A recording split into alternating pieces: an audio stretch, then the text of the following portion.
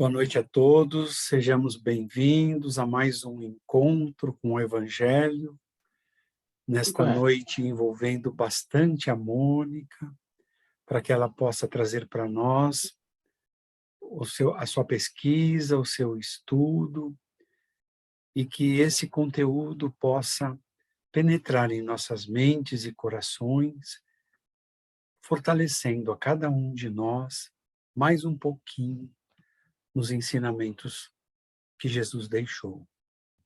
Agradecemos aos nossos mentores, a toda a espiritualidade que nos acompanha, ao mentor do Self, que nos encorajam, nos sustentam para poder seguir a nossa jornada, sempre encontrando alguns momentos para nos dedicar ao estudo do Evangelho.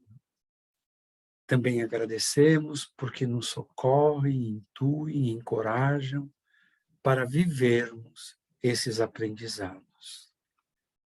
E assim, com esses amigos espirituais nos amparando, nos envolvendo, nós vamos nos desligando das nossas ocupações do dia de hoje e firmando o nosso pensamento em Jesus, para que dessa forma nossa mente, o nosso coração se abram para o aprendizado de hoje.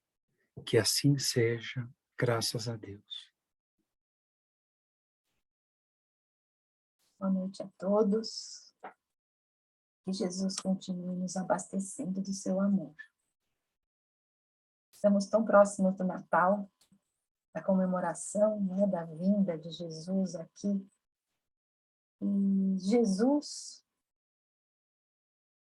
quando chegou aqui na Terra, escolheu a região da Galileia, uma região de uma rara beleza, uma região de um povoado simples, uma região de clima ameno, de muitas belezas naturais.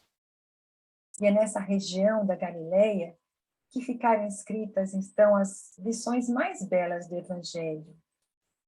As montanhas, os vales, as areias, não é, daquele lago enorme, o Tiberíades, acolheram Jesus com tanto carinho, e essa região guarda na história o registro da alma de Jesus, esse espírito tão sensível que trouxe ensinamentos tão preciosos para nós.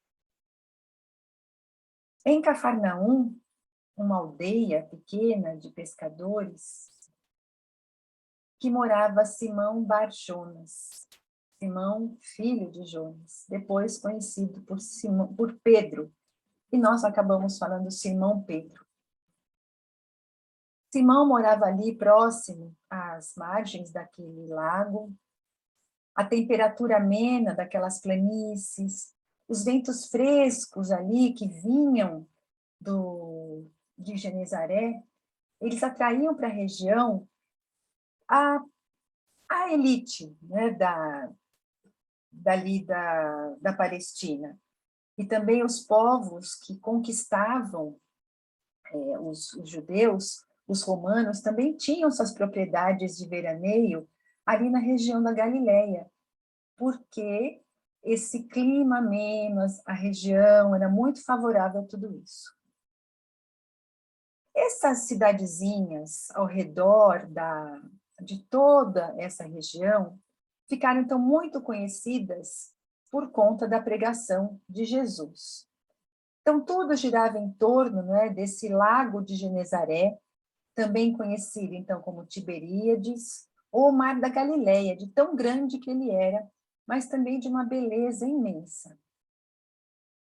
Só para nós termos uma ideia, a extensão desse Mar da Galileia é um pouco maior que a Baía de Guanabara. O Espírito Estevão, autor dessa passagem que nós vamos contar hoje, ele acredita que essa beleza do Lago de Genezaré lembrava Jesus das profundezas da alma humana. Aquele lago, aquela região que inspirava tanto amor, tanta simplicidade, favoreceu tanto Jesus. E Jesus, numa tarde, aquela região que era cercada, então, de montes, ele subiu no monte próximo e ele olhava toda aquela região com a sua alma nostálgica. Jesus, ele se afastava das pessoas, ia ao contato com a natureza para reabastecer as suas energias, para que ele pudesse, longe, né, de toda aquela aglomeração, entrar em contato com esses fluidos benéficos, absorvendo essas energias que hoje nos cursos nós aprendemos a como utilizar. E Jesus, então, descendo daquele monte, ele via ao longe ali aquela aldeia, a casa dos pescadores, a casa daqueles homens simples, e via ali aqueles espíritos habitantes dali que estavam prestes a se transformarem para sempre em representantes do amor sublime de Jesus. Então Jesus, descendo em direção à casa de Simão, ele via que lá de longe uma grande multidão estava lá. Jesus, ele havia prometido a Pedro que iria se hospedar na sua casa. E como que eram as casas da época? Ali, todas eram mais ou menos iguais, não é? E eram construídas diferente de hoje. Todas as casas tinham jardim, até as casinhas mais simples. Na parte central das casas, na parte periférica, eram os cômodos, né, os quartos. Na parte central era como se fosse aquele átrio onde as pessoas se reuniam para a área de lazer, como se fosse uma sala de estar. E ali era o telhado de uma claraboia, para que trouxesse mais iluminação e também para que todo aquele ar benéfico que vinha do lago pudesse refrescar o ambiente, porque o lugar, às vezes, também era quente, apesar de ser uma temperatura mais amena que dos outros lugares.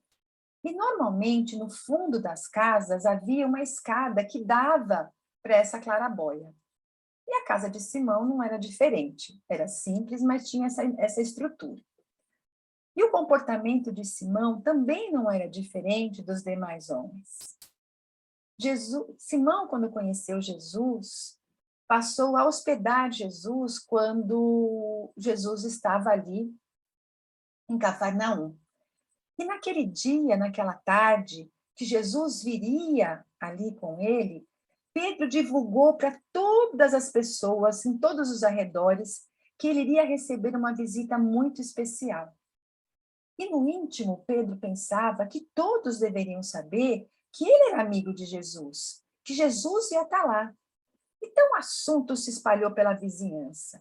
Vizinho, amigo, conhecido. A notícia, que nem pólvora, foi indo para tudo quanto é lugar. E despertou também a atenção dos escribas, dos fariseus, dos representantes do sumo sacerdote, que também foram para lá. Por quê? A intenção deles era sempre tentar Jesus e acabar com o seu trabalho. Então, enquanto eles sabiam onde Jesus estava, eles também seguiam, não é, aquele caminho.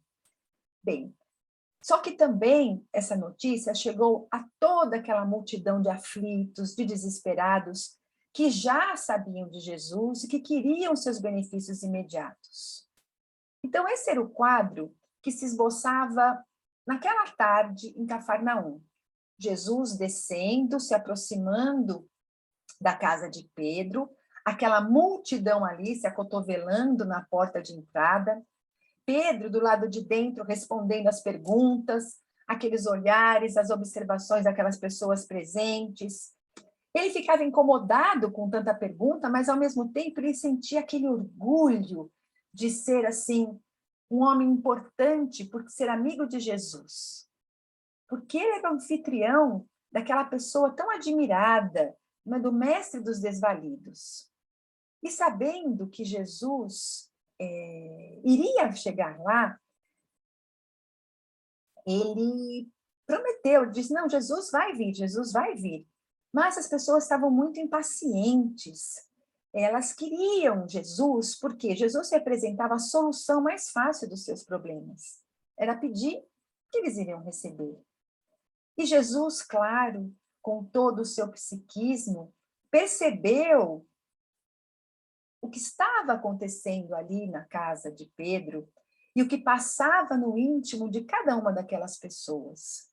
E vendo já ao longe aquela multidão se acotovelando ali nas proximidades da casa do Pedro, Jesus cobriu a sua cabeça com um manto que fora confeccionado pela sua mãe, para que ele pudesse, então, assim, disfarçar a aparência. E, para que não causasse tanto tumulto, ele resolveu entrar pelos fundos para chamar menos atenção. Então, quando Jesus entra, ele escuta Pedro tentando acalmar os ânimos, porque as pessoas já estavam incomodadas, impacientes, porque Jesus estava demorando muito. E aquilo tudo, na verdade, Pedro também estava um pouco apreensivo, porque Jesus, ele não tinha falado para Jesus, não tinha combinado a presença de tanta gente ali. Mas Pedro sabia do amor de Jesus e achava que que ele não ia ficar chateado. E ele também achava que, daquela maneira, ele estava contribuindo para a divulgação da mensagem de Jesus. E num gesto muito humano, não é? Pedro, então, estava ali unindo aquela multidão e procurando se beneficiar da amizade, da visita de Jesus. Interessante esse comportamento de Pedro, que ainda hoje acontece. Quantos de nós ainda, não é? Ficamos com aquele orgulho, com aquela satisfação de ter alguma pessoa com maior projeção, de ser amigo de alguém que a gente acha importante, achando que também somos importantes por conta disso.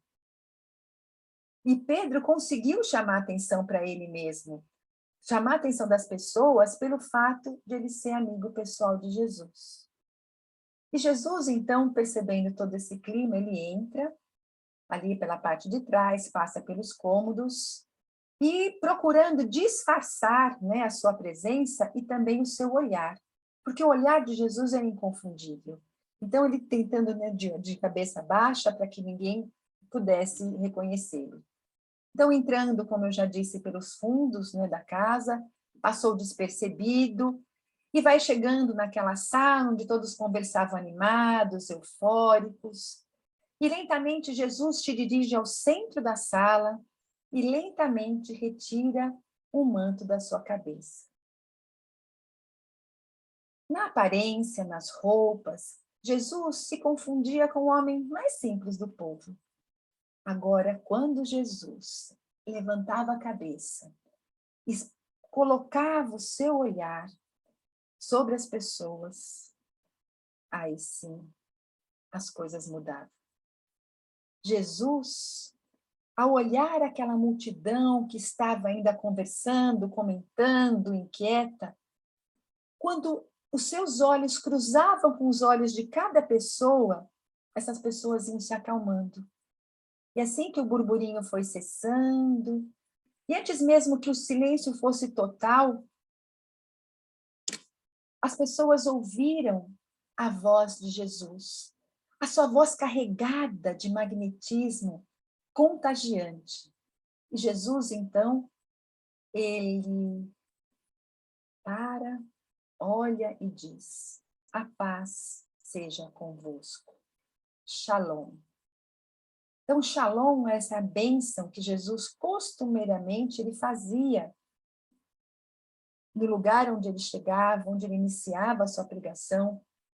E essa palavra é tão carregada de emoção, de verdade, que Jesus magnetizava com sua palavra, com sua energia, com seu olhar a multidão, que imediatamente se calou. O olhar de todos estavam canalizados para Jesus. E Simão, então, passou para segundo plano. Jesus, quando falava paz seja convosco, estendia as suas mãos, e após falar, as suas mãos foram sendo recolhidas, e ele foi caminhando a passos lentos, deixando que as pessoas sentissem a sua presença, e se posicionou embaixo daquela claraboia. E assim, no meio daquele silêncio, da curiosidade, Jesus começou a falar. Vim trazer o reino do meu Pai. A minha palavra é revestida de autoridade, porque esse reino que anuncio aos seus corações é a extensão da minha própria vida. Trago a boa nova, a notícia de um reino que já foi inaugurado, embora muitos de vocês nem tenham percebido ainda. Esse reino de Deus será esperança para os famintos e sedentos de justiça e misericórdia. Nesse reino de Deus, os anseios da alma serão satisfeitos, já que todos desejam felicidade. Porém, as bases, a política desse reino novo que eu venho trazer, são muito diferentes das políticas humanas. Essa mensagem que eu trago ultrapassa o atual pensamento da humanidade. A política que eu trago é a política divina do amai-vos uns aos outros. A força desse reino está no coração, na capacidade de amar, de se doar.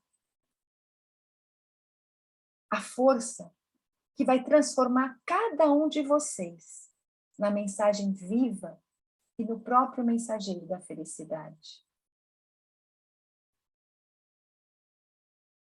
Vamos imaginar o impacto dessas palavras naquela multidão, que estava admirada com a força moral de Jesus, com a força moral que aquelas palavras eram revestidas.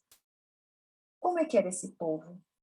Eles estavam habituados a ouvir os longos discursos nas sinagogas, mas discursos que falavam da palavra, que falavam das leis divinas, mas sem aquela força. Na verdade, eram os discursos que serviam mais para aumentar, para exaltar o orgulho daqueles sacerdotes, do que para passar realmente a mensagem de Deus. Mas ali eles percebiam que era muito diferente. Era muito diferente daquela encenação até, né, farisaica. Jesus falava com verdade, com convicção, com profundidade. Jesus sabia tocar a alma humana com palavras fáceis de serem compreendidas. Jesus usava exemplos do dia a dia, da realidade deles. Jesus não usava aquele vocabulário requintado, aprendido, não é, na cultura, na educação humana, que não atinge o objetivo. Jesus falava ao coração. Mas Jesus não só falava, mas a força dos seus ensinamentos estava também no exemplo de Jesus. Jesus vivia tudo o que pregava. Por isso, havia na sua mensagem uma força moral irresistível. E como estavam os escribas, os fariseus, presentes ali naquela reunião? Incomodados. Porque a força daquele homem atingia em cheio o orgulho deles. E eles estavam assim incomodados, estavam ameaçando deixar o ambiente. Porque eles sentiam que eles não tinham como enfrentar esse homem chamado de Jesus. Eles estavam quase desistindo, saindo dali, quando, de repente, aquele silêncio foi quebrado. Um barulho lá fora, um burburinho na multidão, e aquela coisa, que é isso, que é isso, e de repente, né, todos querendo saber o que estava acontecendo. É que, do lado de fora, a multidão que estava paralisada ainda ouvindo aqueles ensinamentos de Jesus, ela se incomodou com um grupo de homens que conduziam numa maca um paralítico, enfermo do corpo e da alma, e tentavam abrir passagem porque queriam que Jesus pudesse atender aquele homem. Mas a resistência que eles estavam encontrando era muito grande. Ninguém dava passagem. E Jesus, com toda a sua capacidade, percebe o que estava acontecendo, percebe a dor daquele homem que estava sendo conduzido no leito e aumenta a sua voz para que cale aquele burburinho novamente. E Jesus captou aquele pedido mudo daquele homem, aquele pedido de socorro que estava chegando. A resistência que aquele grupo sentiu, que se acotovelava ali na casa de Pedro, aqueles homens, então, têm uma ideia e resolvem, então, buscar um outro caminho. Eles não desistiram. Foram, então, pelos fundos da casa, encontraram aquela escada que dá para aquela claraboia e pensaram, então, num plano para levar aquele infeliz até Jesus. Amarraram aquele pobre coitado na maca com algumas cordas, elevaram aquela maca até a claraboia da casa e depois iam abaixar aquela maca. Jesus ainda se dirigia ao povo e sabia o que estava passando lá do lado de fora. Deu 2 passos para trás e, sem que ninguém nem notasse que ele saiu do centro ali da claraboia, ele liberou aquele local que ficava ali embaixo. E logo em seguida todos presenciaram uma causa em comum, porque de repente lá do alto foi descendo uma maca. Aquele homem, né, estava sendo içado lentamente e todos se desviaram de Jesus olhando para aquele paralítico que estava amarrado, não é, no seu leito e descia em direção a Jesus. Quando aquela maca se depositou no chão aos pés de Jesus, todos se calaram. E aí que aqueles escribas e fariseus que estavam querendo ir embora, cochicharam. Queremos ver agora como é que eles vão poder mostrar essa força de seu tão falado reino. E aí o outro ironizou. Não dizem que ele cura? Quero ver se ele vai conseguir curar esse miserável. Todo mundo conhece esse paralítico, esse pobre coitado. A doença dele é incurável. Quero ver agora como é que o Rabi vai se sair. Nós vamos conseguir, assim, desmascarar, acabar com esse homem agora. E assim todos viram aquele homem deitado, ainda preso àquela padiola, que servia, né, de elevador. Aquele homem tinha os seus membros todos endurecidos, rígidos, né, tortos, de tantos anos naquela paralisia, mas todo retorcido ainda conseguia falar com muita dificuldade. E foi então que, olhando para Jesus, aquele homem conseguiu soltar a sua voz ainda rouca, mas com muita dificuldade. E o esforço dele para falar era tão grande, porque toda essa região também era comprometida, ele se transformou numa careta e numa figura muito desagradável, muito feia de se ver. E aí, olhando para Jesus, ele diz: Jesus, filha de Davi, tem piedade de mim. O mestre, parado, observava aquele homem paralítico, sondando o seu coração, mas também sondando o coração dos demais que estavam ali, que estavam curiosos para ver como é que aquilo ia acabar. Nossa, Jesus conhece tão bem a alma de todos nós, a alma daqueles homens, seus pensamentos. Jesus sabia o que aquele homem queria, mas aquele homem precisava falar, mostrar a humildade. E Jesus então pergunta a ele: o que queres que eu faça? E mais uma vez, com aquele esforço sobre-humano, aquela voz rouca daquele homem rasgava o ar. Que eu seja curado, Senhor. Os fariseus acreditavam que ali a vida de Jesus tinha acabado. O mestre, afinal, não tinha saída para a situação. Agora sim, a veracidade das palavras de Jesus, o poder de Jesus, vai ser posto à prova. Eles estavam só esperando para falar. E após, então, aquele breve diálogo, Jesus olha no fundo dos olhos e diz: Em nome do amor e do reino de meu Pai, eu te digo, levanta e anda. E aquele enfermo, na sua incredulidade, só consegue responder, mas, Senhor, sou paralítico, e todos aqui me conhecem desde a mocidade, eu não posso andar. E Jesus, fixando ainda mais os olhos, nos olhos do paralítico, envolve aquele homem todo o seu magnetismo, irradia toda a sua energia, todos os seus fluidos, que nós hoje, estudando, sabemos que a nossa capacidade, nós temos esse fluido magnético, que ativado pela nossa vontade, se transforma numa potência curativa. E Jesus, sabendo dominar intensamente esses fluidos, a capacidade que ele tinha de manipular esses fluidos, de transformar através desses fluidos as células doentes em células saudáveis, em acelerar o metabolismo do corpo. Então, Jesus, com aquele olhar, ele olha profundamente e mais uma vez diz: em nome do reino de amor e de meu Pai, que me enviou, eu te digo agora, levanta, toma a tua cama e vai.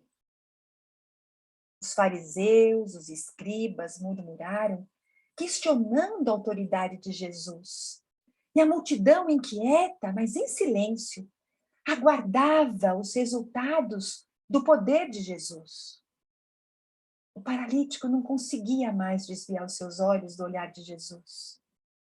Porque desse olhar cruzado, fluíam energias tão intensas e energias de um amor tão grande que ele se sentia completamente dominado. E como se nada no mundo pudesse mais ser uma barreira. E Jesus, mais uma vez, ordenou com voz firme, levanta e anda. E o impacto agora foi tamanho que, a princípio, aquele homem sentia um leve tremor que percorreu todo o seu corpo. Os seus membros enrijecidos pareciam que levavam um choque. E aquele paralítico de Cafarnaum começou a sentir as suas mãos, paralisadas há décadas, formigarem e se movimentarem. Enquanto isso, aqueles jatos poderosos de fluidos extravasavam dos olhos de Jesus, e como se tomasse as suas pernas, os seus pés, todos os seus membros. E a sua expressão também se modificava. E ao verem o que ocorria, os fariseus e a população ali reunida começaram a falar, todos ao mesmo tempo, espantados, em choque, assustados, sem compreender o que acontecia, sem compreender a autoridade moral de Jesus. Cada membro enrijecido daquele homem parecia ganhar vida. E os seus olhos ainda ali, firmes, sem se desviar de Jesus, do Nazareno. E para o espanto, para a comoção geral, aquele antigo paralítico vai aos poucos se levantando. Aquela perna dele, que era fina de não andar, parecia que adquiria um vigor. E já inteiramente de pé, toma, não é, as suas roupas, o seu leito ali, e abre caminho entre o povo estupefato e vai embora. E Jesus o acompanhava com os olhos. As pessoas que presenciaram esse fenômeno tão surpreendente ficaram enlouquecidas. E cada uma agora, com seus males, procurava se chegar para Jesus para se beneficiar individualmente de alguma maneira. Eles também queriam ser curados. E Jesus passou o resto da tarde curando e falando do reino de Deus. E cada uma que saía recebia uma palavra de Pedro. Pedro, do lado de fora, falava assim para as pessoas: que fossem abençoadas, não é? E dizia, viu, Jesus é meu amigo, eu sou um dos seus apóstolos. Humano, como Pedro era humano como todos nós, não é? Simão, ele projetava em Jesus seus desejos, os seus anseios particulares, como se, vivendo à sombra de Jesus, ele também fosse importante. Ele queria também se destacar ao lado de Jesus. Ele era humano como nós. E Jesus sentia, via tudo aquilo, mas não julgava Pedro. Jesus enxergava as qualidades daquele homem. Jesus sabia compreendê-lo e permanecia amando Pedro profundamente. Jesus, com seu conhecimento, sabia das experiências que Pedro iria passar e que a seu tempo, Pedro, assim como todos nós, iríamos aprender essa lição da simplicidade. Bem, então, voltando, os escribas e fariseus saíram dali furiosos, sem se conformar com o que presenciaram. Aquele fenômeno ali, se nós vamos pensar, todo mundo viu Jesus dar aquela ordem e aquele homem foi curado. Só que o fenômeno, pura e simplesmente, não convence e não converte. O fenômeno alicerça a fé daquele que acreditou. Para o incrédulo, o fenômeno permanece incompreensível. E é assim até hoje.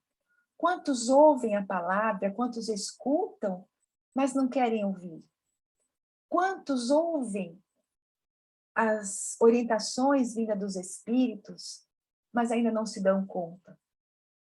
Quantos ainda não conseguem e não querem sair daquele ciclo vicioso, não é? Das vivências inadequadas, dos costumes inadequados, e acham até bonito, se espantam, mas não conseguem ainda ter aquela força para superar. Se o próprio Jesus aparecesse na frente dessas pessoas e dissesse, mude de caminho, não faça isso, perceba o que você está fazendo para você, se liberte desses vícios, nem assim a pessoa ia se libertar. Porque não é um fenômeno, mas é a fé que vai tocar o coração. Então, Jesus, ele curava através dos que eles achavam fenômenos, mas enquanto ele curava, ele continuava a pregar a sua palavra, o ensinamento moral, que é isso que vai tocar o coração, que é isso que vai libertar. Mais tarde, aquela multidão de pessoas ainda ali sendo beneficiadas, Pedro olha para Jesus e nota uma gota de suor descendo pela face do mestre. Jesus estava exausto. Imagina a quantidade de energia que ele não despendeu para tratar, cuidar de todas aquelas pessoas. Então Pedro pega Jesus, despede todo o povo e diz para que eles fossem embora. Mas aquele povo não queria, porque aquele povo todo, ninguém estava cansado. Ali as pessoas queriam absorver aquelas energias irradiadas da presença de Jesus. Então todos vão embora, e Jesus então convida Pedro para uma caminhada à beira do lago, para que Jesus pudesse, em contato com a brisa, com aquela água, reabastecer as suas energias. E ali chegando nas proximidades daquele lago, aquela brisa que vinha daquele mar da Galileia, batia nos cabelos de Jesus, esvoaçando aqueles cabelos que caíam sobre os ombros.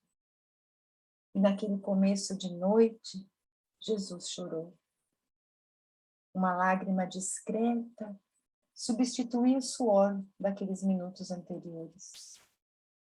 Pedro, comovido com aquele choro, abraça Jesus e pergunta, Senhor, por que choras? Eu mesmo vi os benefícios que distribuiu aos homens. Eu vi pessoalmente o paralítico andar após o concurso do teu amor. Você deveria estar feliz. Por que está chorando? Choro por ele, Pedro, por aquele paralítico. Não entendo, Senhor. Ah, Pedro, você ainda não compreende a natureza do meu reino de amor. A multidão ali presente também não conseguiu entender a minha mensagem. Aquele homem que eu curei da paralisia, agora desce para o encontro da prostituição. Ele, de acordo com o entendimento dele, ele acha que ele precisa recuperar o tempo perdido. Quantos anos de reclusão, Pedro? Uma reclusão benéfica, educativa, que essa doença estava oferecendo para ele. E ele jogou tudo pela janela. Mas, Senhor, mas e aquela mulher que o Senhor também curou? Ela deve estar muito feliz agora. Você não fica feliz também? Ah, Pedro, ela também não compreendeu a mensagem do meu reino. Nesse exato momento, ela, agora curada, disposta, bem, ela desce a planície e planeja se vingar um por um dos seus familiares que a rejeitaram durante anos. E Pedro ali, vamos refletir, né? Que quantas vezes reclamamos então da doença, mas a doença é esse recurso terapêutico, educativo, para nos colocar no prumo, fazer com que nós possamos refletir. Como falamos na semana passada do livre-arbítrio, o nosso livre-arbítrio vai fazer com que nós possamos colher as benéfices ou as dificuldades que a vida vai oferecer para o nosso aprendizado, para nossa reajustar com essas leis. Mas Pedro então diz, mas Senhor... E aí Jesus fala, Simão, eu choro por eles, mas eu também choro por você.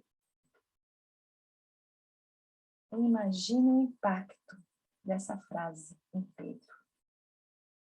Pedro que amava tanto Jesus, que se embevecia das palavras de Jesus, que se orgulhava de ser amigo de Jesus, que se projetava na sombra de Jesus, que também se achava importante, de repente perceber que Jesus também estava dizendo a ele que também não estava compreendendo a sua mensagem. Mas Jesus fica em silêncio e detém seus passos próximos a uma pedra ali, encosta naquela pedra, deita, olha para o céu, aquelas estrelas lindas que estavam aparecendo.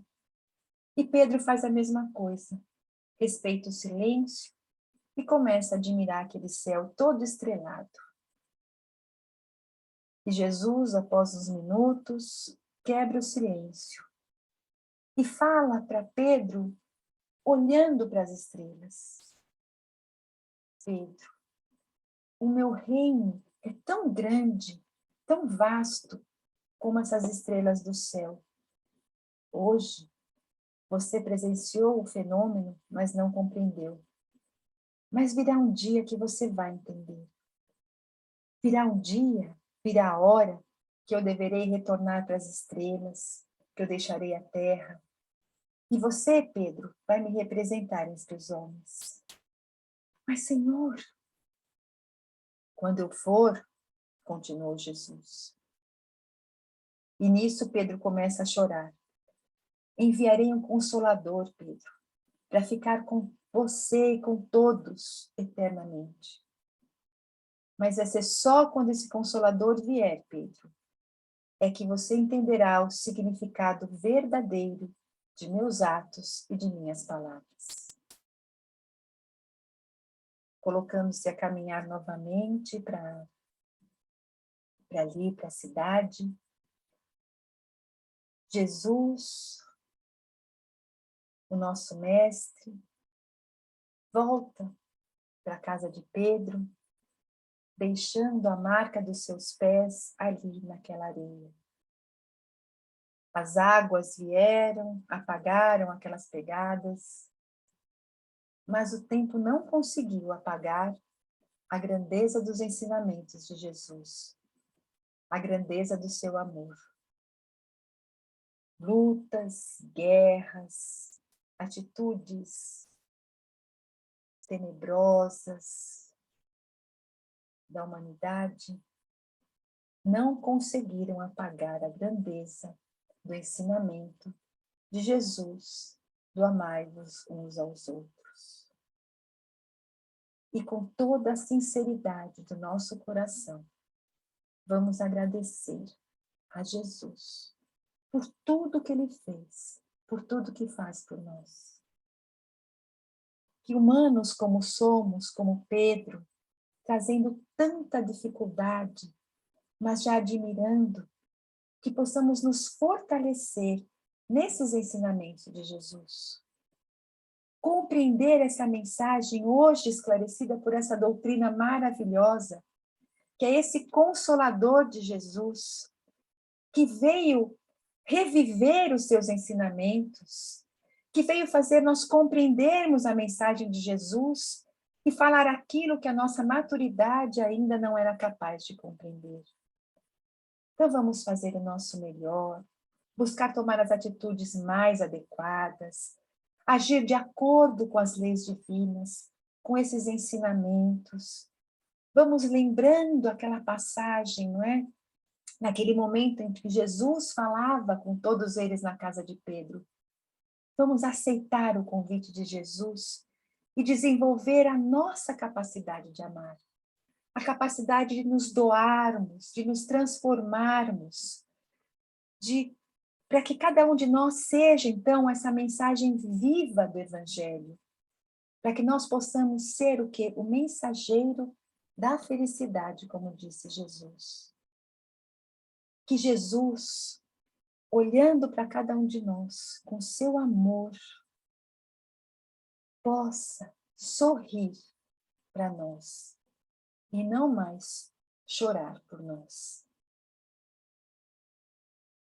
Nosso desejo, então, de que essa lição de hoje traga essa força que nós precisamos, essa certeza de que Jesus está conosco, na sua presença, através dessa doutrina, e que nós vamos conseguir sim, e que apesar de tanta deficiência, nós vamos aprender a olhar aqueles que estão ao nosso redor e olhar para nós com aquele olhar de Jesus, dizendo, não tem problema, um dia você vai compreender, um dia você vai entender, um dia você vai se transformar.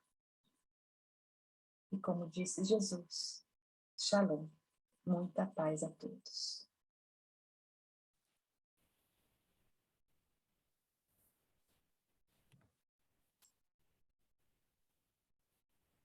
Quando achamos que entendemos Jesus, nós vemos que precisamos aprender mais. Mas tem um ensinamento de Leon Denis, que é estudado em filosofia espírita, do livro Problema do Ser, do Destino e da Dor. Leon Denis deixa claro assim, todos nós temos uma força, porque o Pai nos deu, olhem, é uma força que nada a detém, nada pode bloquear essa força. Cada um desses rostinhos aí que eu estou vendo, o meu também, cada um de nós tem essa força. Diz Leon Denis, é a vontade. Quando um ser, né, um espírito, seja encarnado, seja desencarnado, pela sua vontade decide, por exemplo, ser feliz, ele será feliz. Não é porque ele tem uma deficiência na perna ou no braço, não é porque tem uma deficiência na fala, não é porque mora num casebre, num palácio, num barraco. É a vontade que o Pai já nos deu. É colocar essa vontade em ação. Eu serei feliz nesse quarto, onde está minha cama, meu fogão, minha geladeira. Porque eu quero ser feliz. Então, quando Jesus mostra tudo aquilo que a Mônica trouxe, ele simplesmente está dizendo: não é a enfermidade o seu problema. O seu problema são os seus desvios nos vícios do sexo, do álcool, da gula, dos pensamentos ruins, da falta de vontade. Ora, se Deus deu a maior força para cada um de nós, por que eu não a uso? A vontade. Então Jesus, ele chora porque não encontra mais palavras. O Evangelho tem 2000 anos. O Espiritismo já tem 164 anos da revelação do Livro dos Espíritos. As palestras se multiplicam, os livros, então, apenas o Chico, mais de 500 psicografias. O que nos falta para ser feliz? Porque eu tenho que reclamar desse governo. Humberto de Campos já disse, os governos são passageiros. As situações todas evoluem. Mas se onde você está ainda há dor e sofrimento, se os governos não são tão sérios, é porque aí está a sua lição e a sua vontade de não se contaminar por isso. Porque se na Dinamarca o governo funciona, se na Inglaterra os ministros andam de metrô ou bicicleta, é porque aquele meio de consciências se despertou. Então Jesus chora porque ele sabe que cada um de nós está vivendo o que precisa viver. Na enfermidade, na riqueza, na pobreza, na saúde. E queremos fugir dessas situações. Quando Leon Denis explica, é um livro do final do século XIX, começo do século XX, vontade. Compreender que o que acontece é porque o Pai determinou que aconteça. Então há uma razão, há um porquê, há uma lição, há um aprendizado. Mas fugir dessa realidade é perder a oportunidade, às vezes, da encarnação inteira. Então, vontade de ser feliz. Se eu estou com Jesus, o que mais eu quero? Se Jesus está comigo, o que mais eu quero? E Jesus disse a Reliu: estabeleci laços eternos do meu coração com esta pátria, é o Brasil. Gente, ele disse isso. Eterno. Não é temporário. E eu digo que acredito em Jesus e que sigo Jesus, mas reclamo por isso ou por aquilo. Ainda falo mal do Brasil. Oh, meu Deus. É o coração do mundo e eu falo mal do coração do mundo. É o que acolhe os estropiados que em outros países os mentores já falaram, vai Ismael, leva mais esse.